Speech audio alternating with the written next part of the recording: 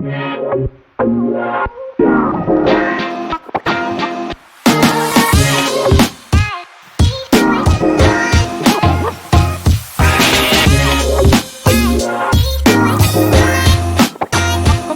um programa Tira Dúvidas ao vivo nessa manhã abençoada de sexta-feira. Esse programa aqui é pela manhã, é pela noite e fica em todo o tempo, porque ele está disponível no nosso canal do YouTube, Rádio Vinha FM.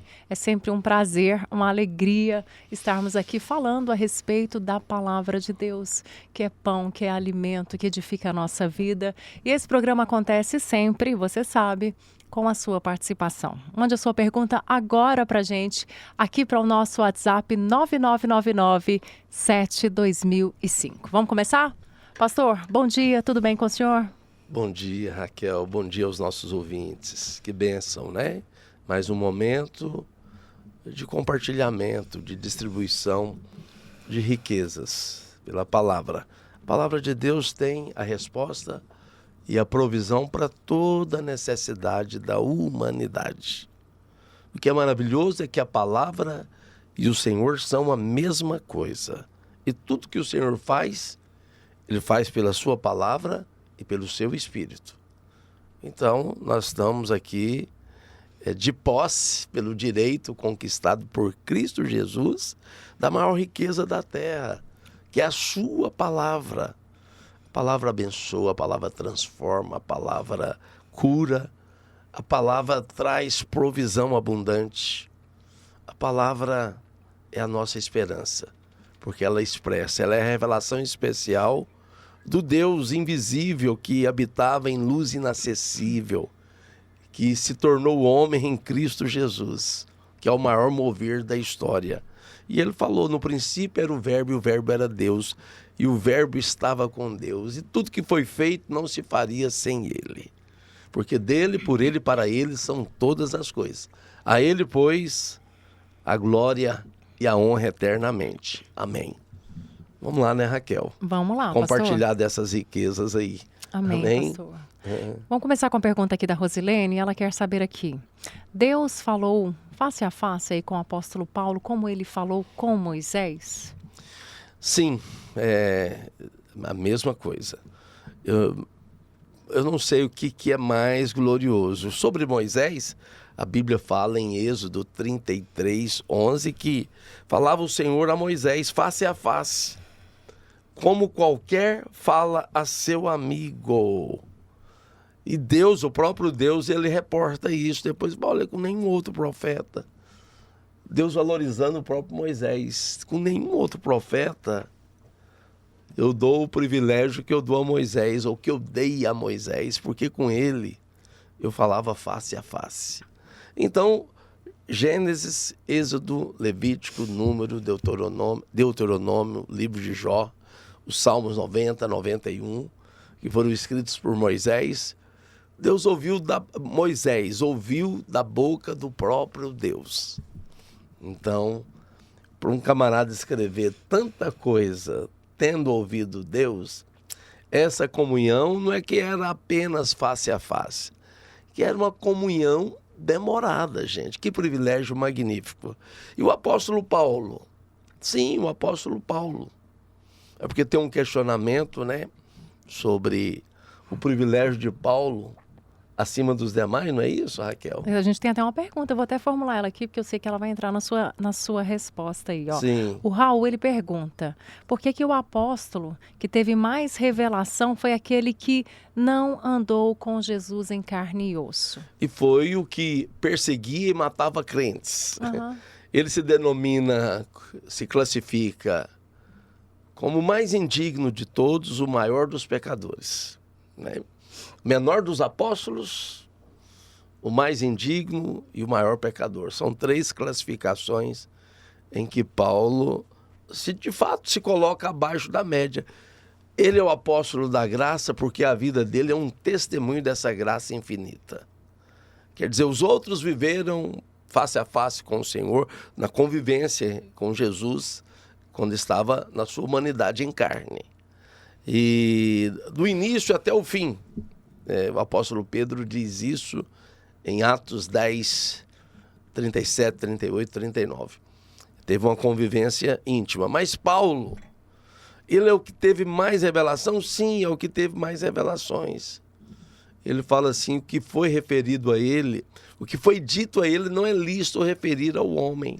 São revelações que vão estruturar a fé, a ousadia, a autoridade e outras ferramentas que são dons espirituais na vida de Paulo. Mas Deus não permitiu que ele divulgasse nas redes sociais. Aliás, quando ele conta isso, ele fala, há 14 anos atrás foi que isso se sucedeu comigo.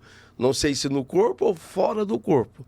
Eu sei que esse homem que se chama Paulo, que antes era Saulo, porque Paulo é apenas a forma helenista, grega, gentílica, de se referir a Saulo, que é uma derivação de Saul. O nome dele foi em homenagem ao mais ilustre benjamita, né, da tribo de Benjamim, Saul, o primeiro rei de Israel. Paulo é benjamita também? Paulo é benjamita, exatamente. Ele é da tribo de Benjamim. E foi dado a esse nome a ele em homenagem. E ele recebe esses privilégios.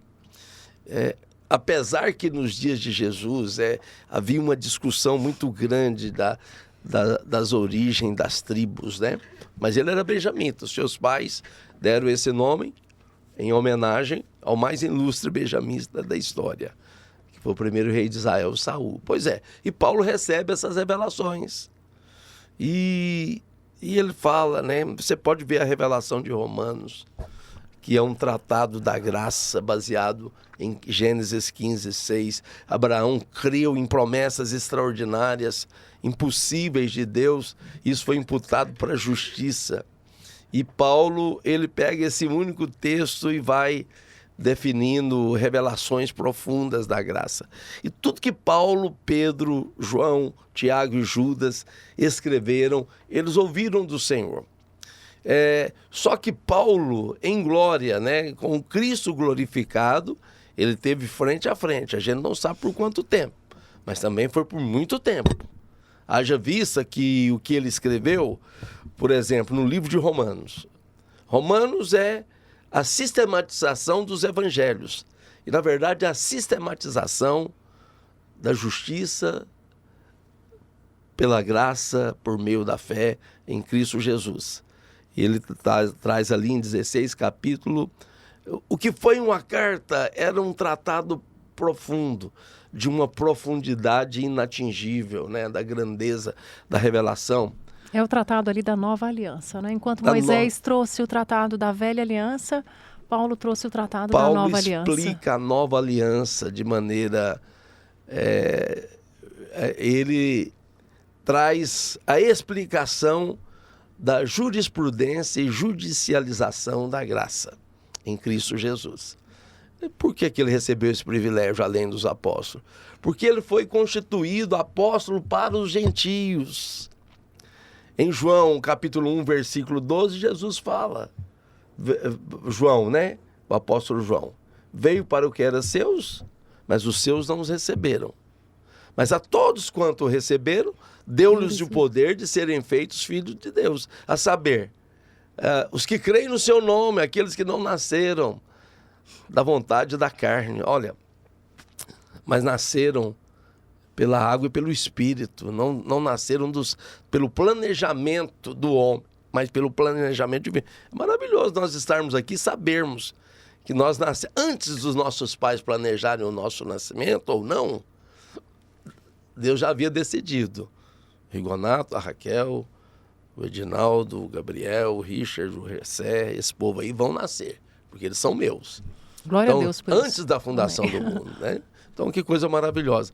E Paulo recebeu esse privilégio porque ele tinha que atender ou ser um grande mestre para esse povo, que seriam todas as gerações que vieram após dele até hoje. Hoje são cerca de 2,3 bilhões de cristãos. E alguma medida de revelação, através de Paulo, eles têm. Imagina o galardão de Paulo, como será grandioso. Né? Ele era rico, porque fosse ainda que eu entregasse a minha fortuna em favor de todos os pobres, mas não tivesse amor, de nada me valeria. Né? Então, amém. Maravilhoso. Uma resposta longa, mas que Eu acredito que justifica ser longa. Então vamos sair aqui das afirmações de Paulo e entrar para uma das afirmações de Davi. Eu quero até que o senhor explique uma delas. É uma pergunta do nosso ouvinte aqui, o Danilo. Ele pergunta, pastor, o que é um coração quebrantado e contrito? Ainda pergunta aqui, é uma pessoa que chora quando ora, quando louva, ou a coisa é muito mais profunda? Davi falou, Isaías replicou. Que um coração quebrantado e um espírito contrito, Deus não resiste. O coração quebrantado é aquele que se dobra diante da dificuldade. Se dobra como? Deus tem a compaixão de mim, né? Só o Senhor é Deus. Geralmente, quebrantamento e contrição está relacionado à atitude do homem em relação a Deus. Essa contrição é uma demonstração de clamor e dependência absoluta de Deus. Por isso que o salmista e o profeta dizem, um coração quebrantado, um espírito contrito, Deus não resiste. Ele vem sobre eles. Deus não resistirá. Então a gente tem que ter sabedoria para ter o coração quebrantado, entendimento para ter o espírito contrito. Contrição é você estar com o espírito moído. É uma dor emocional profunda, né? Proveniente de circunstâncias que te cercam, e você está num projeto de busca a Deus, e nessa busca você é abençoado com toda sorte de bênçãos. Por quê? Porque você depende, você se julga incapaz, mas crê que Deus é capaz. Porque contrição não é vitimismo, contrição não é lamento de sorte por não poder resolver o problema. O contrito é aquele que sabe onde está a resposta. Só o Senhor tem palavra de vida eterna. Para quem que nós vamos, Senhor? Oh, Deus poderoso, né? Buscar-me-eis, me achareis quando me buscar de todo o vosso coração. É o que a Bíblia diz. E a contrição, ela é um sentimento direcionado para Deus. Não é sentimento de lamento de sorte, de reclamação, de murmuração ou coisas assim, né? Não é o vitimismo, como eu disse. A contrição é um coração que entende que Deus é poderoso para fazer infinitamente mais. Então vou me prostrar aos pés dele. É o cego pedindo, Jesus, filho de Davi, tem compaixão de mim. O Senhor pode. Se o Senhor pode, eu quero que o Senhor cure o meu filho. Ele falou, tudo é possível ao que crê. Quem é que crê? É o Senhor. Esse pai é um pai contrito. É a mulher cirofenícia que clama pela filha, né? Ela estava cortando a filha, o direito era dos judeus, e ela estava ali numa esperteza. E Jesus fala, não fui chamado. Eu fui chamado unicamente às ovelhas perdidas da casa de Israel. Não aos cães, né? Aí Jesus falou, não é lícito, né, tirar o pão dos filhos e deitar aos cachorrinhos. E a mulher aceita a repreensão de Jesus e fala assim, verdade, Senhor, mas os cachorrinhos comem das migalhas que caem na mesa. Ela foi muito sábia, essa mulher. Muito humilde, né? E ela não era de Israel, e Jesus falou assim, em Israel eu não vi uma fé tão grande. Jesus abençoou. Isso é um coração contrito. Ela poderia ter falado, mas o Senhor é muito petulante, o Senhor é Deus, pode me ajudar e não quer me ajudar. Eu estou sofrendo aqui, o Senhor me fala isso. Não, ela foi humilde. Ela se colocou como os cachorrinhos. Não, eu estou aqui como um cachorrinho mesmo. Você tem uma migalha para mim? Porque eu sei o poder dessa migalha. Isso é coração contrito, é coração quebrantado. É alguém que se humilha. Pedro fala assim, humilhe-se debaixo da poderosa mão de Deus para que, em tempo oportuno, Ele te exalte. Isso é maravilhoso. Se a gente... E Pedro fala, né? Ele replica Tiago. Eu não sei quem replicou quem, mas os dois disseram. Deus abate ao soberbo, mas a sua graça Ele dá ao humilde. Exalta, né, os humildes. Então seja humilde. Humilde é o quebrantado e o contrito. É o quebrantado de coração e contrito de espírito. Amém? Amém. Finalizando o primeiro bloco aqui do programa Tira Dúvidas ao vivo. Aproveita esse intervalo, mande a sua pergunta pra gente. Eu vou dar um spoiler aqui da nossa próxima pergunta. Uma pergunta importante, como todas, né, gente? Mas uma onda muito crescente que vem acontecendo. E aí eu quero discutir com o pastor aqui a pergunta do Orlando, né? Se isso é bom ou se isso é ruim. Ele quer saber aqui, o crente, ele pode estudar filosofia? A gente vai saber daqui a pouquinho, depois do intervalo comercial. Não saia daí. Até daqui a pouco.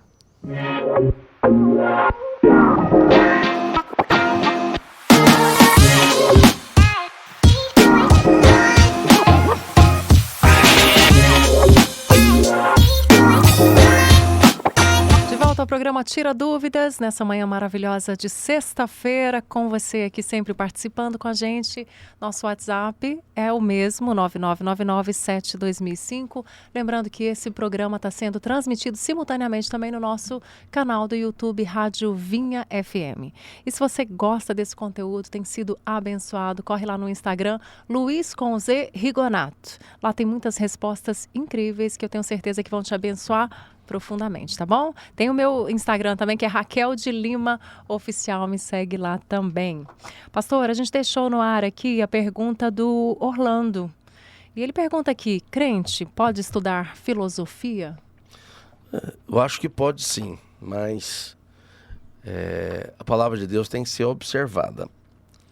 Ainda que Tomás de Aquino, né, o filósofo da era medieval,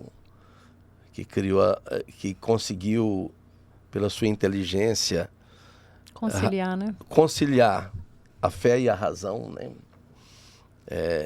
Tem esse propósito, mas se a gente ficar com a Bíblia, eu vou dizer que você nunca, se tiver que priorizar um dos dois, prioriza a Bíblia. Tem alguns textos importantes, acho que Paulo é a nossa referência, recomendado pelo apóstolo Pedro. Ele fala assim, primeiramente, em 1 Coríntios 1, versículo 18. Olha, certamente a palavra da cruz é loucura para os que se perdem, mas para nós que somos salvos, é poder de Deus, né? Mas o que Deus disse sobre isso? Está escrito: eu vou destruir a sabedoria dos sábios e vou aniquilar a inteligência dos instruídos. E o versículo 21 fala algo poderoso. Eu poderia discorrer todo o capítulo aqui, Paulo está falando sobre essa questão da filosofia vã dos homens, visto como na sabedoria de Deus o mundo não o conheceu, por sua própria sabedoria. Aprove a Deus salvar os que creem pela loucura da pregação. Ok. Porque tantos judeus pedem sinais como os gregos buscam sabedoria. Mas nós pregamos a Cristo crucificado, escândalo para os judeus e loucura para os gentios. Aí tem assim, versículo 25. Porque a loucura de Deus é mais sábia do que os homens, e a fraqueza de Deus é mais forte do que os homens. Mas olha só, vamos aqui, 1 Coríntios 2, versículo 2. Anotem isso, gente, Paulo falando. Porque eu decidi nada saber entre vós, senão a Jesus Cristo e este crucificado. Para quê? Para que a vossa fé não se apoie em sabedoria humana, mas se apoie no poder de Deus. A sabedoria do mundo, não que ela seja ruim, ela tem as suas atrações, tem seus encantos, mas seja muito prudente ao lidar com a sabedoria humana, tá? E ele fala assim, olha, a minha pregação não consistiram em linguagem persuasiva de filosofia humana, mas em demonstração de espírito e de poder, né?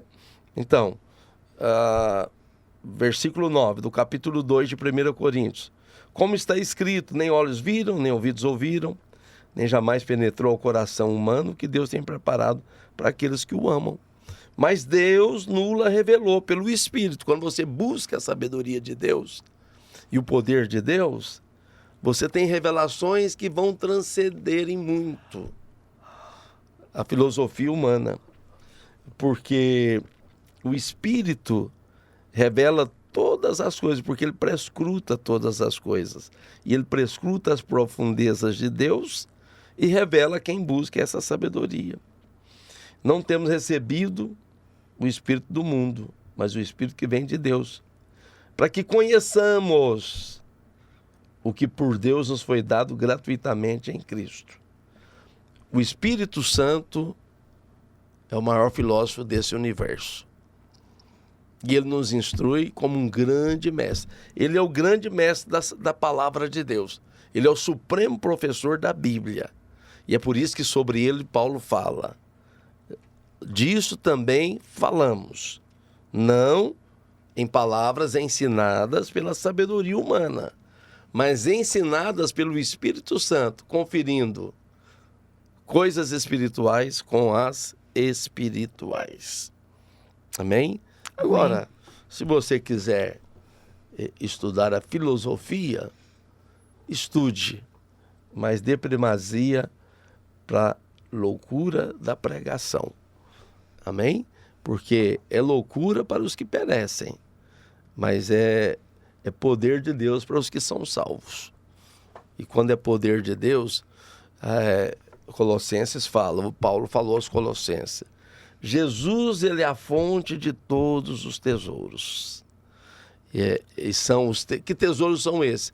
São os tesouros inesgotáveis da sabedoria de Cristo. Amém? Aleluia, glória a Deus. Acho que não só a filosofia, qualquer campo de conhecimento, né? A gente tem que primeiro conhecer a palavra, porque a palavra ela é a nossa baliza. Então você está conhecendo algo novo e você pensa, poxa, a Bíblia diz isso? Está de acordo com o que a palavra de Deus diz? Se está, a gente acredita. Se não... Exatamente, Raquel. Nenhuma sabedoria se sustenta sem a sabedoria da palavra de Deus. Se tem a sustentação da palavra de Deus e se baseia na palavra de Deus, aí pode ter certeza que as civilizações são transformadas e abençoadas, com toda sorte de bênçãos. Porque a palavra de Deus, ela livra o homem da miséria, da pobreza, da enfermidade, da ignorância, e traz para ele a sabedoria de Deus, que é boa para todos que aprendem a sabedoria de Deus. Quem sabe a sabedoria de Deus se dá bem na vida. Amém. Quem sabe a sabedoria de Deus tem sucesso, tem êxito. Isso é o que nos importa. Não, e o bom da sabedoria de Deus é que ela é simples. Quando a gente se depara com os evangelhos, a gente vai ver que é uma palavra que é acessível a todos, né? E é a verdade, é o que a gente precisa. Aí você vai estudar algumas filosofias, tem um fato também de que, poxa, um filósofo acaba contradizendo o filósofo anterior, quer dizer, as coisas vão mudando sempre, mas a palavra de Deus, ela é pura, ela é simples, ela é acessível, é o que a gente precisa, né? Glória a Deus. Exatamente, exatamente. Pastor, agora mudando de assunto, um outro amigo do senhor, certamente, é um pastor também, acredito que o senhor não conheça, mas é seu irmão também, Cristo, é o pastor Magela. E ele pergunta aqui sobre Adão. Adão teve infância? Aí ele fala assim, se não teve, ele queimou etapas muito importantes na vida. Não é verdade? O que o senhor acha, pastor? Olha, Adão é o protótipo de todo homem, o modelo. Claro que ele nasceu num plano muito especial. Ele, por causa do propósito, a Bíblia diz assim, vamos colocar assim, havia uma urgência. 1 Coríntios, ó, que eu estava falando em 1 Coríntios, mas é Gênesis, primeiro livro da Bíblia. Capítulo 2, versículo 5, a Bíblia diz assim, que não havia nascido nenhuma planta na terra. Deus não havia feito chover, porque não havia o homem para cultivar o jardim. É um cuidado necessário de alguém que administre. Deus nos escolheu, Deus poderia fazer? Poderia, Ele é poderoso. Deus não precisa de ninguém, mas Ele decidiu contar comigo, com você. Aí a Bíblia diz assim, que não havia feito chover, porque Ele não havia criado o homem para cultivar o jardim. Deus está falando assim, eu preciso do homem para cumprir o meu propósito. Eu vou contar com o homem, vou criá-lo para isso. Vou criá-lo para expressar a minha glória e representar a minha autoridade e administrar as riquezas da terra. Deus nos criou para isso.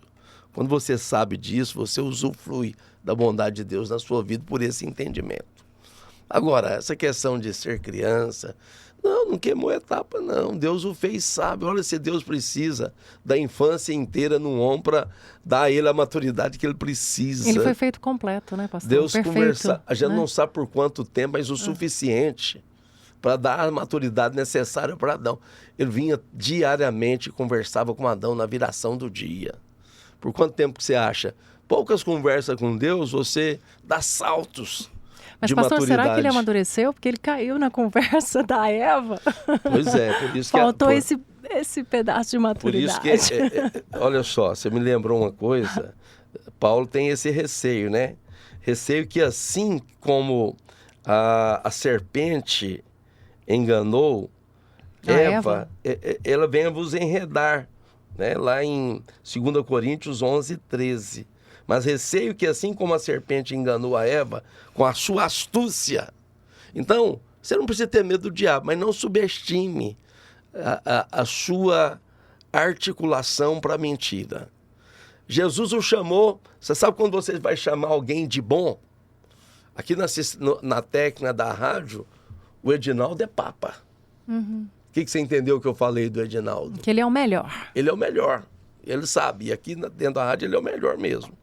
E Jesus falou do diabo.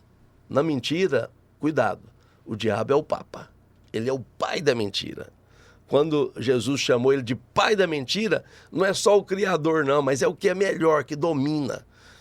E Paulo fala, eu receio que Eva foi enganada com a sua astúcia, assim também seja corrompida a vossa mente, e vocês se apartem da simplicidade e pureza devidas a Cristo.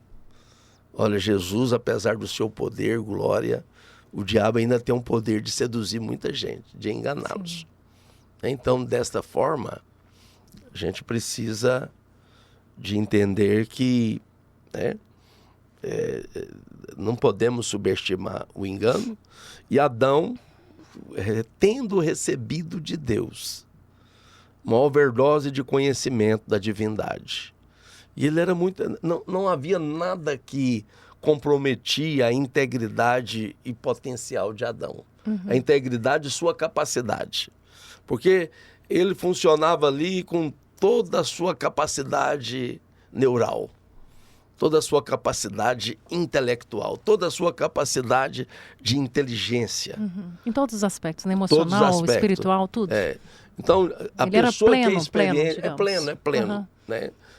Uma pessoa perita numa área, James Dobson é o autor mais lido dos Estados Unidos, porque ele foi diretor de um dos maiores hospitais psiquiátricos dos Estados Unidos. E ele escreve sobre criança, criação de filhos, com genialidade.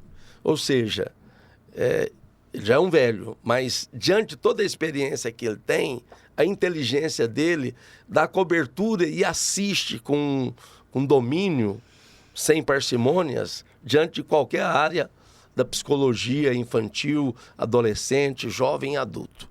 Dá respostas incríveis e tem dicas extraordinárias.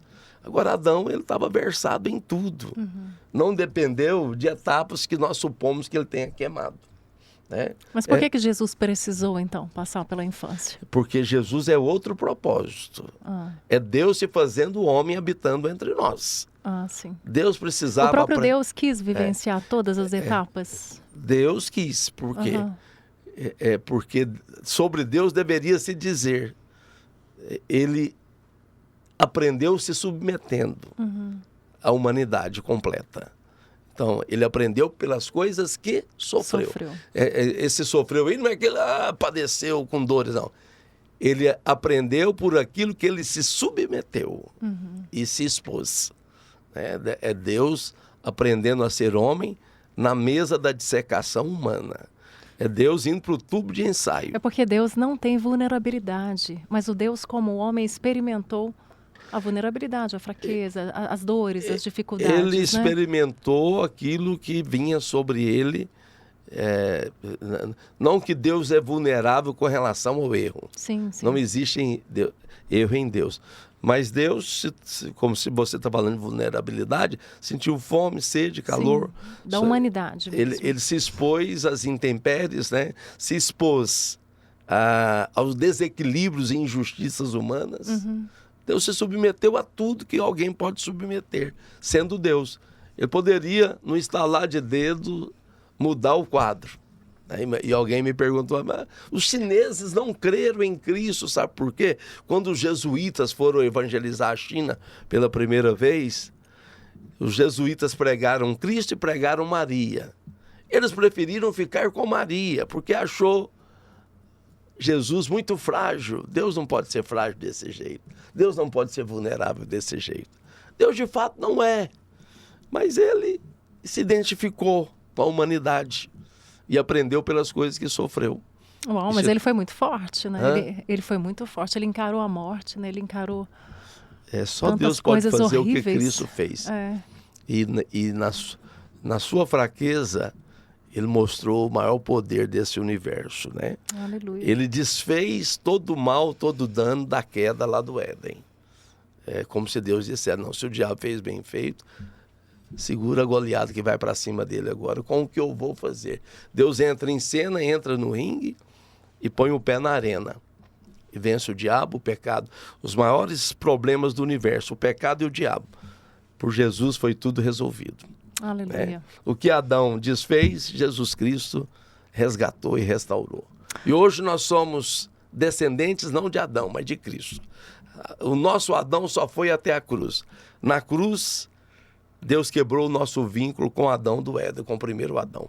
Hoje nós somos descendência de um cabeça de uma nova raça. Por isso que nós somos nova criação. Fomos criados em Cristo Jesus, não em Adão e Eva, em Cristo Jesus. Maravilha. Amém? Pastor, nosso tempo acabou, mas eu vou ter que fazer essa última pergunta aí. Dá para responder em 2 minutos para gente? Uma pergunta complexa aqui. É a pergunta da Ângela. Bate rápido aqui, ó. Ouvi dizer que o Trump pode ser o anticristo. O senhor acha que tem possibilidade? Claro que não. O anticristo, gente, a besta, depois leia Apocalipse capítulo 13. É um ser que não vem de Deus, não vem do diabo. Desculpa, não vem de Deus, não vem do homem, vem do diabo. Então é algo que é totalmente atípico e avesso a tudo que você conhece em termos de genética humana. E ele vai receber o poder do trono do diabo e todo o poder político, o maior poder político já constituído na Terra, ok? As características da besta, bom, deixa eu ler para não errar e ficar bem claro para você. A semelhança da besta. A besta que via era semelhante a leopardo, com os pés como de urso, boca como de leão, e deu-lhe o dragão, o diabo, o seu poder, o seu trono e grande autoridade, é o que eu acabei de falar. Pois é. Pastor, me explica. Semelhante a leopardo, mas é uma besta mesmo, né? É uma figura que é inimaginável. Pés como de urso, boca como de leão. Irmãos, isso aqui são características dos impérios que o antecederam. Impérios babilônico, medo-persa, Romano. grego-macedônico e romano. São descrições que estão em Daniel capítulo 7. É a maneira de Deus ver a voracidade de um homem quando ele quer conseguir o que quer sem Deus. Destrói tudo que está na frente. Então o leopardo, quando ele está com fome, ele é implacável com a presa. O urso da mesma forma. O leão nem se fala. Ele mata tudo que está na frente para saciar a sua fome. São esses governos. E o diabo vai dar à besta essas características, ok? Por isso que ele tem uma genética, não é que ele vai ser deformado, vai ser a figura de um homem, talvez seja parecido com o Trump mesmo, mas o Trump não é essa pessoa, porque o Trump tem origem humana normal, de genética normal. Esse que vem aí, que é a besta, vai ser tudo transtornado, nada comum ao que você conhece. Do nascimento, crescimento, Vai ser meio que um constituição mutante, assim, uma coisa meio máquina, meio gente, uma coisa é uma muito... coisa simbiótica, a mistura da inteligência artificial com o que é humano. Tá? Quanto mais o tempo passa, mais coisas parecidas a gente vê. Hoje, a Neuralink, que é uma empresa do grupo, né? Do Elon Musk, já consegue colocar eletrodos e chips conectados ao cérebro, né? A pessoa olha no computador, só pelo olhar ela faz comandos. Isso é essa mistura, né, do computador e com o homem. E o que é bom, esses chips que podem ser colocados, faz o paraplégico andar, faz o que tem Alzheimer voltar à vida normal. Então vai ser muito admirado e adorado, porque vai trazer coisas espetaculares e aparentemente positivas. Mas tudo vai ser usado para o poder e o domínio do diabo. Porque aqui a besta é 666. O número 6 é o número do homem. Então, é o homem ao máximo. É o homem no centro, é o homem no início, no meio e no fim. É o homem ao máximo. O homem ao máximo é o diabo dominando, tá? Para nós é o Pai, o Filho e o Espírito Santo. E o que a gente vai ver é uma trindade satânica numa pessoa só. Se posso chamá-lo de pessoa. Mas é por aí. Uau! Pois é, finalizamos mais um programa Tira Dúvidas. Obrigada pela sua audiência, sempre com a gente aqui. E agora chegou o momento de orarmos juntos. Se você puder dar uma paradinha aí no que você está fazendo. Vamos orar? Pai amado, nós te declaramos como o bendito Deus, como o Pai de nosso Senhor Jesus Cristo, aquele que tem nos abençoado com toda sorte de bênção espiritual. Obrigado, Senhor. Obrigado. Obrigado por termos sido escolhidos no Senhor. O Senhor nos constituiu santos e irrepreensíveis perante o Senhor. Em amor nos predestinou para sermos filhos. E como filhos, Pai, nós te pedimos. Abençoa-nos. Derrama sobre nós graça e favor. Aqueles que oram comigo agora sejam abençoados. Sejam ouvidos no seu clamor, na sua petição, na sua oração. Senhor, ouve aquele que pede por socorro, pela restauração conjugal, pela provisão financeira, cura de enfermidades, pelo seu Espírito Santo e pela sua unção. Quebra todo o jugo da enfermidade. Pelas feridas da cruz, sara as nossas feridas. Aquele que agora ora pela esposa, pelo marido, pelo filho, pelo parente, pelo pai, pela mãe, ou parente próximo, ou amigo querido, por cura. Eu envio agora uma palavra de cura, Senhor. Se 2 ou 3 concordarem pelo que pedirem, o Senhor nos faz. Se permanecermos no Senhor, o Senhor permanecer em nós. Se permanecermos no Senhor e as suas palavras permanecerem em nós, nós conquistamos o direito de pedir o que quisermos e seremos ouvidos em todas as coisas. Eu oro assim. Abençoe, Senhor, essa cidade. Abençoe este estado, este país. Abençoe nossa nação. Abençoa as autoridades que estão comissionadas e credenciadas para o governo, Pai. Dá a eles a sabedoria e o temor de Deus, para que governem pelo povo e a favor do povo, Senhor. Que haja justiça nesse país, Pai. Deus da glória, o Senhor nos predestinou para sermos filhos do Senhor por meio de Jesus Cristo. O Senhor teve um propósito de boa vontade para conosco. Nós te agradecemos. Senhor, tudo isso é para louvor e glória da sua graça, Senhor. Muito obrigado por todas as coisas que o Senhor nos deu em Cristo Jesus. O Senhor perdoou os nossos pecados, segundo a riqueza da sua graça. E segundo a riqueza da sua graça, o Senhor derramou sobre nós abundantemente sabedoria e entendimento. Falamos aqui sobre filosofia, Pai, mas nos dá a sua sabedoria e o seu entendimento. Deus bendito, abra os nossos olhos para que possamos ver o mistério da sua vontade que é bom, perfeito e agradável, proposto em Cristo Jesus, para favor da minha vida, favor daqueles que te invocam. Em nome de Jesus, faz com que, Pai, cada um de nós contribuamos para fazer convergir no Senhor Jesus todas as coisas, tanto as do céu como as da terra, em Cristo Jesus. Porque dele, por ele e para ele são todas as coisas. A ele, pois, a glória, louvor e a honra eternamente. Amém e amém.